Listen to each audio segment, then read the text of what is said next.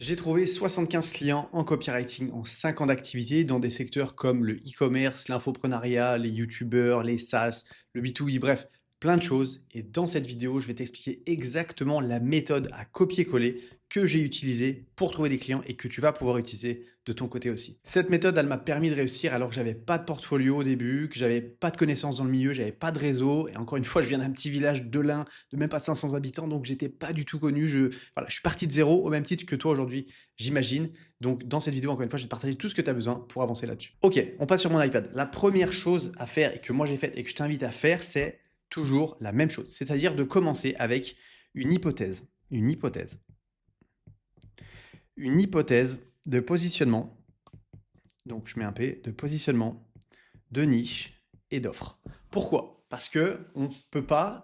Moi, je vois, il y a des copywriters qui attendent des mois, des mois, des mois et des mois sur leur offre, sur leur positionnement, sur leur niche. Oui, mais je sais pas, j'affine tout ça, j'attends, je regarde. Non, en fait, tu peux pas. Il faut faire une hypothèse et il faut aller la tester sur le marché, tout simplement. Il faut pas se prendre autant la tête parce que plus tu attends, en fait, c'est pas en attendant que tu vas trouver la réponse. C'est comme pour tout. Il faut aller sur le terrain, poser des questions aux gens et tu auras les réponses à ta question.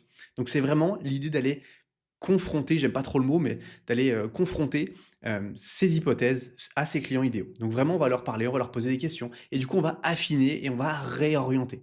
C'est un peu l'idée du test and learn. On teste, on apprend, on fait quelque chose, on va à droite, ça marche pas, ok, à gauche, on affine. Voilà, il faut être dans cette démarche-là, en fait. Parce que plus tu attends, moins ça marche. Donc c'est vraiment avoir une hypothèse, peu importe si tu veux te lancer dans une niche de la santé, dans une niche de, je sais pas, tu veux aider les youtubeurs dans le make money, j'en sais rien, tu veux aider, peu importe, il faut faire une hypothèse, dire moi je pense que c'est ça. Mais il faut que ça te prenne 1 heure, même pas. Je pense ça, je pense si, je pense ça. Maintenant, comme je suis pas devin, je vais aller demander aux gens. Je vais aller leur poser des questions.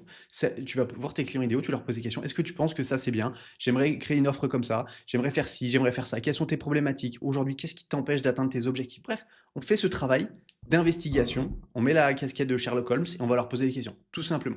Parce que du coup, derrière, ça va nous permettre de pouvoir valider un positionnement premium et du coup une offre qui est transformationnelle. Parce que plus tu crées un positionnement premium et une offre qui est transformationnelle, plus derrière, ça va être simple de vendre cette offre. Encore une fois, ça a marché pour moi, ça a marché aussi pour Juliette, copywriter de 54 ans, qu'on a accompagné. Le premier mois où on a retravaillé encore une fois son positionnement, son offre, sa niche, tout ça, on l'a affiné, on est allé poser des questions à ses clients idéaux et derrière, elle a généré 7 000 € en un mois juste en faisant ces petits changements. Donc je t'invite vraiment à faire ces petits changements si aujourd'hui tu es coincé et que tu n'arrives pas à avoir assez de clients. Donc étape numéro 2, on va mettre en place un système d'acquisition client. Une fois qu'encore une fois l'offre, le positionnement, la niche a été validé, maintenant ce qu'il nous faut, c'est des prospects. Donc qu'est-ce qu'on va mettre en place? On va mettre en place, encore une fois, un système d'acquisition. Parce que c'est important d'avoir des prospects à qui parler. C'est important d'avoir un flux constant de prospects à qui parler parce que si tu n'as pas une abondance d'opportunités, c'est normal si tu n'as pas assez de clients. Si tu n'as pas le choix de choisir tes clients, c'est normal que tu n'as pas assez de clients. Si aujourd'hui c'est ta contrainte, tu dois régler cette contrainte au plus vite. Donc moi, ce que j'aime bien faire, c'est 2 choses. En tout cas, c'est ce que moi j'ai fait, ce que j'invite tous les copywriters à faire, peu importe leur niche, peu importe ce qu'ils font, c'est d'avoir 2 canaux d'acquisition. Pas 15, 2. Le premier, c'est LinkedIn. Ok, c'est un gros réseau de boomers, il y a que des gens bizarres dessus, il y a que des gens un peu coincés du cul, il y a des gens un peu chelous, c'est un truc hyper corporate, ça saoule, mais ça s'instagrammise un petit peu, ça devient plus sympa qu'avant. Mais même LinkedIn, c'est ta carte d'identité professionnelle. C'est comme si t'es pas sur LinkedIn, je sais pas, c'est comme si tu voyageais, et tu t'avais pas de passeport en fait. C'est pas possible. Tu dis mais t'es qui en fait toi? T'es une vraie personne. Non, tu dois avoir un LinkedIn, même si tu publies pas dessus, on s'en fout. Il faut que ton compte LinkedIn soit optimisé aux petits oignons. Parce que personnellement, moi, tu me démarches, peu importe pour du montage vidéo, peu importe pour n'importe quoi. Si tu me démarches sur Instagram, je te réponds pas. Si tu me démarches sur LinkedIn, bah, je vais voir en fait. Je vais voir qui tu es. Je vais regarder un petit peu tout ça. Si t'es pas sur LinkedIn, pour moi, c'est red flag. Parce que je me dis, ok, cette personne, elle n'est pas sérieuse avec son business, elle n'est pas sur LinkedIn, elle n'est pas tout de suite, moi, je vais pas voir. Et je pense que toutes les entreprises font plus ou moins la même chose parce que c'est pas ton profil Instagram qui va te vendre. Encore une fois, si t'es copywriter, t'es pas designer, tu fais pas des super beaux designs, moi le premier. Donc LinkedIn, c'est bien, c'est que ça rentre un peu dans les cases. T'as pas besoin de faire de design. C'est un truc qui est préconçu, qui est déjà moche et qui est moche pour tout le monde. C'est un peu comme les uniformes à l'école. Pardon. Tous les gamins, ils se ressemblent tous et c'est très bien comme ça. Moi perso, je suis pour. Bref, perds-moi la parenthèse. Ensuite, le call d'email. On va mettre en place une stratégie de call email. Et ça suffit en fait. Il n'y a pas besoin d'aller sur Instagram, il n'y a pas besoin d'aller sur toutes ces choses-là. Ça sert à rien. Donc vraiment, ça sert à rien. Ensuite, ce que je t'invite à faire, c'est créer du contenu. En tout cas, moi, c'est comme ça que j'ai fait. J'ai commencé à créer du contenu sur ce que j'apprenais, sur ce que je savais de mes clients, sur les problématiques de mes clients, cible encore une fois, hein, sur ce genre de choses. Et petit à petit, ben, j'avais des gens qui m'écrivaient. Moi, il y avait des gens qui likaient mon profil, enfin qui likaient mes posts, qui visitaient mon profil. Bref, ce genre de choses. J'allais discuter avec ces personnes-là. J'allais leur poser des questions. Aussi de moi-même, j'allais ajouter mes cibles clients sur LinkedIn. Donc, j'allais taper dans la barre de recherche en haut, je sais pas, e-commerçant, j'allais taper BTP, j'allais taper ce genre de choses pour pouvoir demander en invitation ces gens-là. Et comme mon profil était optimisé aux petits oignons, bah, ils disaient oui, je vais accepter cette personne, plutôt que si j'avais rien d'optimisé, bah non, en fait, c'est qui celui-là, je vais pas l'accepter, j'en sais rien. Donc, encore une fois, optimise ton profil et va ajouter des cibles et va leur poser des questions. Tu vas t'intéresser à eux, tu leur poses des questions, tu fais la personne intéressée et fondamentalement, j'espère que tu es intéressé. Intéresse-toi à ce qu'ils font, essaie de leur poser des questions et tu verras que tu vas créer de la relation. Et tu crées vraiment de la relation comme ça pour, encore une fois, leur proposer un appel. Et quand tu leur proposes un appel, ça peut être « c'est trop intéressant, est-ce que tu peux m'expliquer comment ça fonctionne? Je suis super curieux. LinkedIn, c'est pas très optimisé pour la discussion. Viens, on s'appelle. » Ou à l'inverse, j'ai vu plein de choses sur ton business que tu pourrais optimiser. Si ça dit on s'appelle, je te partage tout ça. Boum, voilà, tu bookes des calls. Et je bookais 1, 2, 3, 4, 5 calls par semaine avec des prospects qualifiés. Tout simplement. C'est pas plus compliqué que ça. Ensuite, le call d'email. Moi, ce que je faisais en call d'email, c'est que j'envoyais des calls d'email, non pas en donnant des axes d'amélioration, en envoyant un email gratuitement pour montrer ce que je savais faire, en espérant que ça suffise pour convaincre la personne de revenir vers moi comme par magie, parce que, enfin, je veux dire, d'une, ça prend un temps fou, deux, ça marchait en 2018, et trois, c'est pas comme ça que, enfin, c'est pas comme ça que tu convaincs une personne de travailler avec toi, c'est pas comme ça. Puis en plus, si la personne en face n'y connaît rien au copywriting, elle n'est pas capable de juger si ce que tu l'envoies c'est bien ou pas. Parenthèse fermée. Donc, quand je faisais du cold email, je faisais pas ça parce que tout le monde faisait ça. Donc, encore une fois, dans cette démarche de faire l'opposé de ce que tout le monde fait, moi, j'utilisais 5 méthodes qui marchent très très bien. Et la grande idée de ça, c'est moi ce que j'appelle la méthode lève la main. C'est-à-dire, est-ce que tu es intéressé? Ouais. Est-ce que tu n'es pas intéressé? Non, ça me fait chier. Je baisse la main. Donc, 5 méthodes qui marchent le mieux. La première, faire une offre directe. Bonjour, machin, je suis passé sur votre site web, j'ai vu ça, trop bien. Par contre, j'ai vu que là, vous laissez passer pas mal d'opportunités. Personnellement, je suis convaincu que je pourrais vous aider à faire X, Y, Z. Est-ce que c'est un sujet pour vous aujourd'hui? Steve, c'est tout. Je fais une offre. Et une offre, c'est pas de mettre le prix, hein, attention. Hein. C'est juste, je vois que tu as un problème, moi je suis convaincu que je peux t'aider à le résoudre. Est-ce que ça t'intéresse? C'est tout. Deuxième chose, c'était proposer un audit gratuit. Pareil, avec cette même démarche, j'ai vu que tu faisais ça, ça marche pas, c'est dommage. Écoute, je te propose un petit audit gratuit pour te montrer ce que je vois, parce que je pense que tu perds vraiment pas mal d'argent et tu en laisses sur la table. Troisième chose, FOMO sur la concurrence. Donc je disais, j'ai vu que tes concurrents A, B, C, D faisaient ci, ça. Malheureusement, toi, tu le fais pas. Est-ce que tu es au courant? Est-ce que c'est un sujet pour toi de t'aligner un petit peu avec eux ou tu préfères te faire distancer? Voilà, je posais une question qui donnait envie de répondre parce que, ouais, bah, si eux ils font ça, laisse-moi t'aider en fait. Laisse-moi t'aider, j'ai vu qu'ils faisaient ça, ça montre que je suis intéressé, ça montre. Voilà. Autre chose, moi j'appelle ça l'email, je vous l'envoie. C'est-à-dire, bonjour, j'ai vu encore une fois que vous faites ceci, c'est bien, par contre là vous laissez pas mal d'argent sur la table. Euh, j'ai créé X, Y, Z pour vous aider à X, Y bénéfice. Est-ce que vous avez que je vous l'envoie? C'est gratuit. Encore une fois, ça ne demande rien. Ça ne demande pas de faire une visio, ça ne demande rien, je te l'envoie. Si la personne dit oui, bah, je prends 1 heure ou 30 minutes, ou peu importe, et je le fais. Je vends la peau de l'ours avant d'avoir tué. Important. Ensuite, la preuve. Si tu as déjà des témoignages sur de choses, écoute, j'ai vu ça, moi je suis convaincu que je peux t'aider. Je te parle en connaissance de cause parce que j'ai déjà aidé cette personne, cette entreprise à faire ça. Est-ce qu'aujourd'hui, c'est un sujet pour toi de résoudre ce problème? Point d'interrogation. Pareil. L'interview marche extrêmement bien. Hello, je suis en train de mener des petites interviews sur le secteur de la santé, par exemple. J'ai plein de questions à te poser. J'adore ce que tu fais, c'est hyper intéressant. Ça prendra 10 minutes. Voilà, l'idée, c'est vraiment je suis en train de construire une offre, encore une fois, qui a pour but d'aider les gens dans la santé. Est-ce que ça te dérangerait de prendre 10 minutes pour moi? Pas plus. J'ai 5 questions à te poser. Pour te remercier de prendre du temps pour moi, je t'offre un petit audit gratuit. Est-ce que ça pourrait t'intéresser?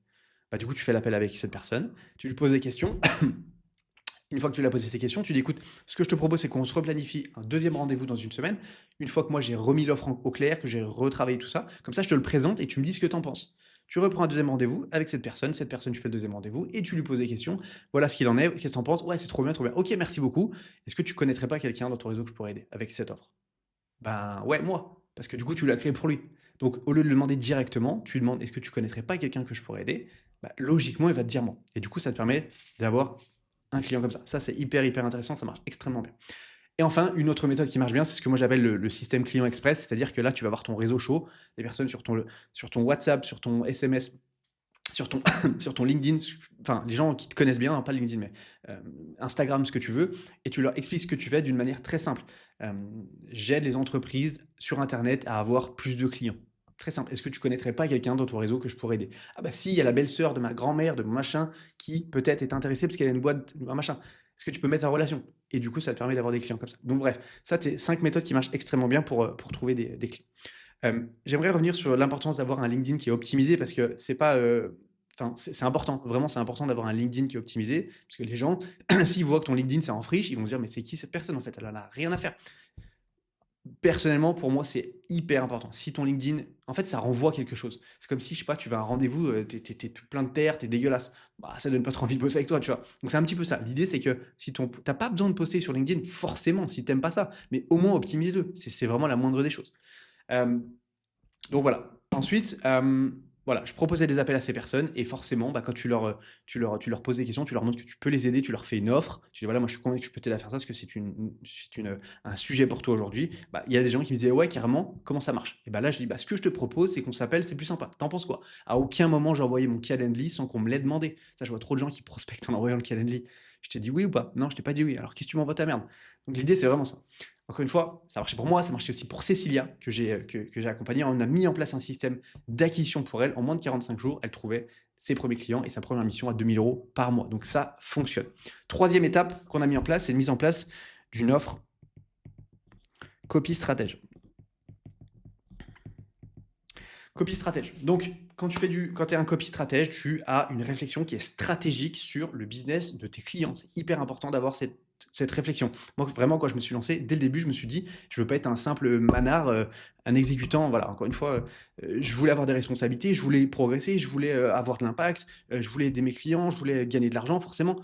Et donc, je me suis dit, je peux pas me cantonner à juste écrire un email ou deux de temps en temps quand on me donne déjà la direction. Non, je veux prendre la direction des choses. C'est moi qui va gérer la chose. Et donc, forcément, tu vends des offres beaucoup plus chères quand c'est des offres copie stratège. Parce que qui dit responsabilité, dit, encore une fois, bah, tu es mieux payé et du coup, tu te projettes sur le long terme. Et ça, c'est hyper intéressant. Et du coup, c'est d'avoir des offres, quand tu vas les proposer, qui ont un ROI rapide. Ça, c'est à toi de savoir aussi de réfléchir. OK, est-ce que l'offre que je propose aujourd'hui, est-ce que elle va avoir un impact rapide dans le business de mon client? Parce que mon client ne me connaît pas. Donc, il faut que je fasse bonne impression rapidement.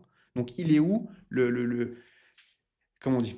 Où est-ce que, où est-ce que je pourrais avoir le plus gros impact en le moins de temps possible? Parce que moi, je vois des gens, des fois, ils me disent, ouais, je pourrais créer une séquence email pour cette personne, on pourrait mettre en place un pop-up, des emails. Oui, mais en fait, il n'y a pas de trafic déjà sur son site web. Ça sert à quoi? Ça changera rien, en fait. Donc, fais déjà venir du trafic. Il va faire des ventes, il va dire, oh putain, c'est magique. Et étape numéro 2, tu mets des emails en place.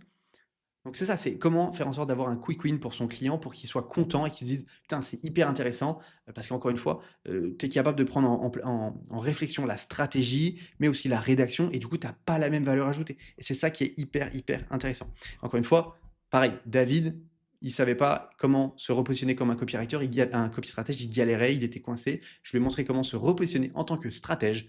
David, ici, aujourd'hui, des missions jusqu'à 3 800 euros par mission. Et c'est ça, ce genre de mission copy stratège. C'est hyper intéressant parce que quand tu te positionnes en stratège, forcément, on te paye mieux. Et c'est ça que moi, je t'invite à faire si tu veux être là encore pour les prochaines années dans le copywriting.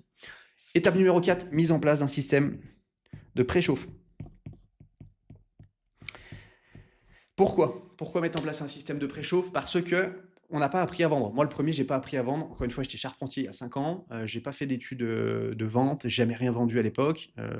Et je sais pas me vendre. Enfin, je savais pas me vendre. Donc, c'est pour ça que c'est hyper compliqué. Donc, moi, ce que je t'invite à faire pour faciliter ce process, pour faire en sorte que ça soit moins douloureux le jour de la vente, c'est d'avoir un système où tu vas envoyer des emails pour rappeler déjà à ton prospect que tu as un appel avec lui, pour qu'il n'oublie pas, mais aussi pour le préchauffer avant la vente. Enfin, avant l'appel. Comme ça, il a déjà du contexte sur toi, il sait déjà ce que tu fais, il sait pourquoi il devrait travailler avec toi.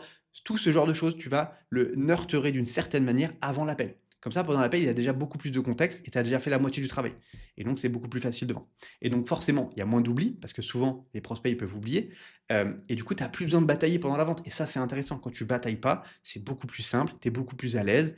Il n'y a pas de oui, mais pourquoi toi, pourquoi pas un autre? Non, tu as déjà fait ce travail en amont. En fait, la vente se fait avant la vente. C'est pas pendant la vente. La vente se fait avant la vente. pour que, en fait, les gens, ils arrivent et tu as juste besoin d'expliquer rapidement comment ça va fonctionner et quelles sont les prochaines étapes. Et vraiment, quand tu mets ça en place, ça facilite les choses. Surtout pour les personnes qui sont un peu introverties. Moi, perso, je suis introverti. On dirait pas comme ça parce que je suis sur YouTube, mais je suis quelqu'un d'introverti à la base. Euh, Convaincre une personne de me donner 2 000 € par mois, c'est pas toujours évident. Alors que si tu fais ce travail avant, ben, ça te facilite les choses. Et donc vraiment, mettre en place un système de préchauffe, c'est extrêmement, extrêmement puissant. Encore une fois, ça a marché pour moi, mais ça a aussi marché pour Loïse. Loïse, je lui ai montré comment mettre en place un système de prévente, de préchauffe, comment mettre en place son activité pour que le jour où les gens arrivent en appel, ils soient déjà préconvaincus de travailler avec elle. Aujourd'hui, Loïse gagne 3 000 € par mois parce qu'elle a ce système. Extrêmement important d'avoir des systèmes pour son activité à n'importe quelle étape. Ensuite, étape numéro 5. Étape numéro 5, mise en place d'un système de fidélisation. Parce que, pourquoi on a fait des hypothèses. Ok, on a maintenant un système d'acquisition. On a maintenant des offres copy stratèges à proposer. On a maintenant un système de préchauffe. Donc on sait comment avoir des clients, on sait comment ça fonctionne. On arrive à avoir des clients, on arrive à avoir un flux constant de clients. Maintenant, il faut arriver à conserver ces clients. Donc, il faut que tu aies un système pour savoir quoi dire à tes clients pour les transformer, pour transformer des missions one-shot en missions récurrentes. Ça arrive, même si c'est des offres copy stratèges, que des fois tu les vends en one-shot et c'est OK. C'est pas interdit de vendre du one-shot. Mais il faut que tu puisses être capable de transformer une mission one-shot en mission récurrente. Parce que si tu peux pas faire ça, il va te falloir des milliers de clients. Et c'est pour ça que moi, au début, j'ai eu beaucoup de clients, mais des one-shot. C'est pour ça que j'ai eu 75 clients en 5 ans. Ça peut paraître beaucoup, mais parce qu'au début, j'avais aucun système de fidélisation. Je faisais des missions one-shot et c'était tout. Et je me suis dit, putain, mais ça me fatigue en fait. À chaque fois, il faut apprendre le business du client, il faut comprendre ce qu'il fait, il faut comprendre son avatar client, il faut comprendre les niveaux de conscience de son avatar client. C'était beaucoup pour pas grand-chose. Et du coup, j'en avais marre. Et donc, je me suis dit, il faut que j'arrive à fidéliser ces clients. Et comment j'ai fait? Du coup, j'ai essayé de mettre en place un système pour avoir de la réflexion sur les prochaines étapes du business de mon client. Parce qu'à chaque étape qu'on résout dans un business, il y a une nouvelle problématique qui arrive. Et donc, quand tu es capable de dire, OK, ta prochaine problématique, ça va être ça, je te propose qu'on mette ça en place sur les prochains mois pour faire en sorte que ça aille mieux. Et forcément, tu projettes le client sur le long terme et derrière, c'est beaucoup plus sympa parce que tu te projettes toi aussi, dis OK, ça marche. Donc, tu sais que les 6 prochains mois sur l'année, tu as des clients. Et du coup, ça, c'est hyper intéressant. Et du coup, avoir un système pour s'assurer que ton client soit satisfait aussi, c'est extrêmement important parce que c'est bien beau de les garder, mais il faut aussi qu'il soit satisfait. Et pour ça, je te donne un exemple. Quand tu travailles pour lui, n'hésite pas à avoir des points réguliers avec lui, n'hésite pas à booker un petit rendez-vous en fin de mois pour lui montrer les KPI, pour lui montrer un peu ce qui s'est passé, pour le rassurer et surtout lui revendre le mois prochain. En mode, ouais, on a mis ça en place, ça c'est bien, ça c'est moins bien, malheureusement ça n'a pas trop marché. Écoute, je pense que ça, on pourrait plutôt essayer ça. Il faudrait plutôt faire comme ça. Il faudrait changer l'angle, il faudrait peut-être essayer ça. Du coup, sur le mois prochain, je pense qu'on va mettre ça en place, ça en place. T'en penses quoi? Ouais, carrément. Du coup, je lui vends un peu le mois prochain. Même si on s'est déjà engagé sur la collaboration, je veux dire, je renforce l'idée qu'il faut qu'on continue de travailler ensemble. C'est extrêmement important parce que derrière, c'est ce qui va pouvoir te permettre d'avoir des missions que tu vas pouvoir facturer beaucoup, beaucoup, beaucoup plus cher. Et encore une fois, quand tu sais que tu peux transformer des missions one-shot en missions récurrentes, ça t'apporte une stabilité d'esprit beaucoup plus importante. Et ça, ça a été aussi le cas d'Antoine. Antoine, pareil, bloqué, qui a quitté l'école. Il était vraiment débutant, il avait 21 ans, il était vraiment au début. Il signait des missions one-shot. Je vais montrer comment repositionner tout ça et avoir un vrai système pour fidéliser des clients sur le long terme. Antoine, il gagne 4 000 € par mois. Il a 21 ans et c'est extrêmement intéressant parce qu'il a ce système dans son activité. Donc, encore une fois, si aujourd'hui, tu as envie de comprendre en détail comment ça fonctionne, comment avoir un vrai système pour toute ton activité de copywriter, pour pouvoir aller chercher ces fameux 3 000 € par mois avec juste 2-3 clients long terme, tu n'as pas besoin d'avoir 15 000 clients, tu n'as pas besoin de travailler pendant des heures et des heures et des heures, surtout si tu as des enfants, surtout si tu as une famille, bref. Encore une fois, je connais les problématiques. Si tu as envie de savoir comment mettre ça en place, je t'invite à cliquer sur la vidéo qui vient d'apparaître à l'écran. N'hésite pas à regarder ça, je pense que ça devrait t'aider. Et moi, d'ici là, je te dis à très vite. Ciao!